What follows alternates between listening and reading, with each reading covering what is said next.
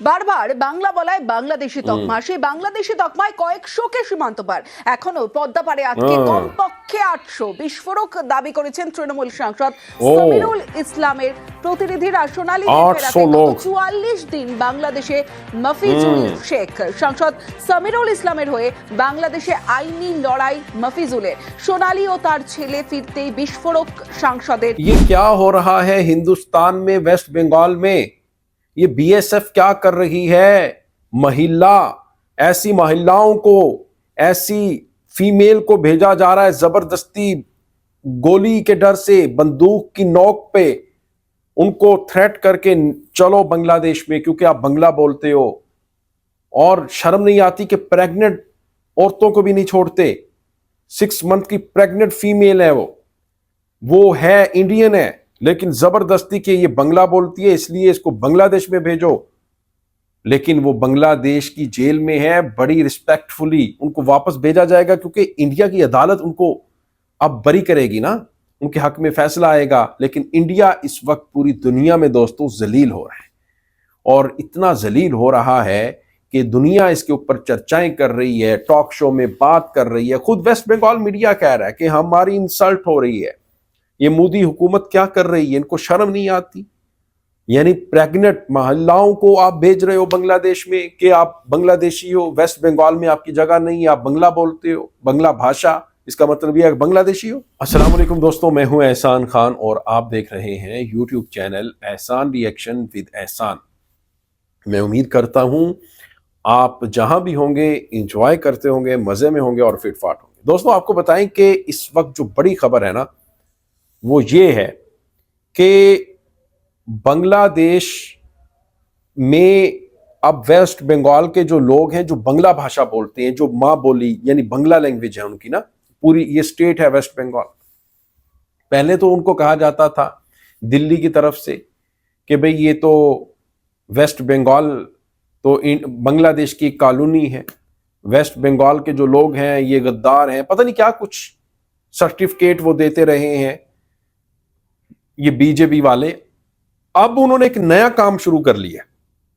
उन्होंने जो नया काम पकड़ा है वारदात, वो ये है कि बांग्लादेशियों को ना पकड़ दकड़ कर, इसको वेस्ट बंगाल के लोगों को पकड़ दकड़ कर, सॉरी मैंने बांग्लादेशी कह दिया, वेस्ट बंगाल के लोगों को जो बंगाली कम्युनिटी है उनको जबरदस्ती गोली और बंदूक की नोक के ऊपर उनको ये थ्रेट करके कि भाई चलो नहीं तो हम आपको गोली मार देंगे, नहीं तो बांग्लादेश की सरहद में घुस जाओ।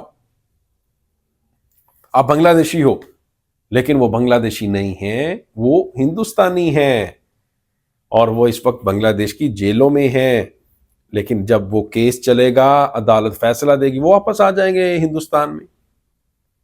लेकिन वेस्ट बंगाल का मीडिया कह रहा है कि देखिए हमारी इंसल्ट हो रही है भाई पूरी दुनिया में। मोदी जी कैसे भंड मार रहे हो आप, हमें पूरी दुनिया में क्या मुंह दिखाएंगे हम? यानी अपने ही लोगों को, प्रेग्नेंट महिलाओं को हम भेज रहे हैं दूसरे देश में। शर्म आनी चाहिए। एक वोट की खातिर, एक सियासत की खातिर, एक इलेक्शन की खातिर आप क्या कुछ कर रहे हो, इतना नीचे गिर गए हो। दोस्तों आइए वीडियो देखेंगे, फिर हम इसके ऊपर बात करेंगे। जुड़े रहिएगा आखिर तक, इस वीडियो को जरूर देखिएगा।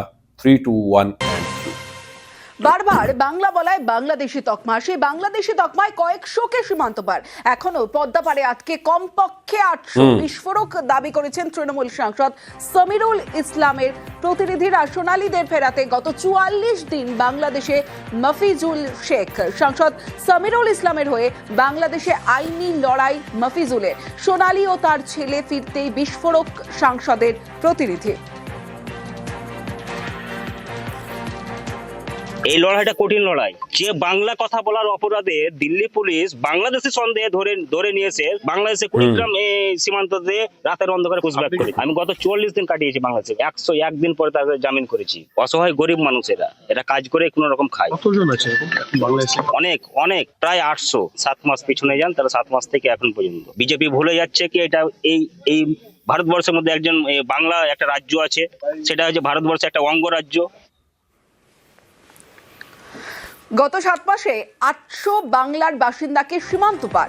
বিস্ফোরক অভিযোগ সাংসদের প্রতিনিধি মফিজুল শেখের। গ্রেপ্তারের পর দিল্লি থেকে বিমানে অসমে সোনালী সহ 6 রাতে বাংলাদেশের কুড়িগ্রাম সীমান্ত দিয়ে ওপারে সোনালীরা।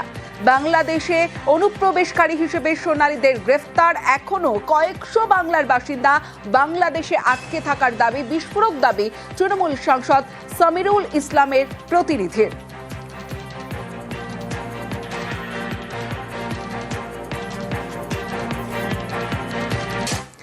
তারিখটা ছিল 26শে জুন 2025। সোনালী সহ 6 জনকে সীমান্ত পারের অভিযোগ। তারপর থেকে কেটে গিয়েছে 6 মাস, অবশেষে ঘরে ফেরা।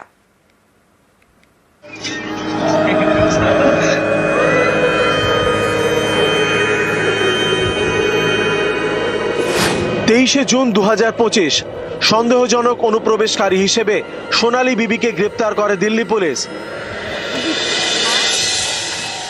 26শে জুন 2025 কাগজপত্র যাচাই না করেই সোনালী সহ 6 জনকে বাংলাদেশে পাঠানো হয়। 26শে সেপ্টেম্বর 2025 4 সপ্তাহের মধ্যে সবাইকে দেশে ফেরানোর নির্দেশ কলকাতা হাইকোর্টের। 26শে অক্টোবর 2025 কলকাতা হাইকোর্টের রায়ের বিরুদ্ধে সুপ্রিম কোর্টে যায় কেন্দ্র। 25শে নভেম্বর 2025 সোনালী বিবিকে ভারতে ফেরানো নিয়ে সুপ্রিম কোর্টে প্রশ্নের মুখে কেন্দ্র।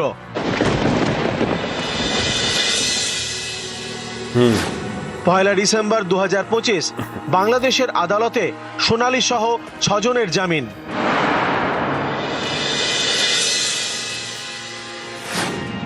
3 ডিসেম্বর 2025 সোনালী বিবি ও তার নাবালক শিশুপুত্রকে দেশে ফেরানোর নির্দেশ সুপ্রিম কোর্টের।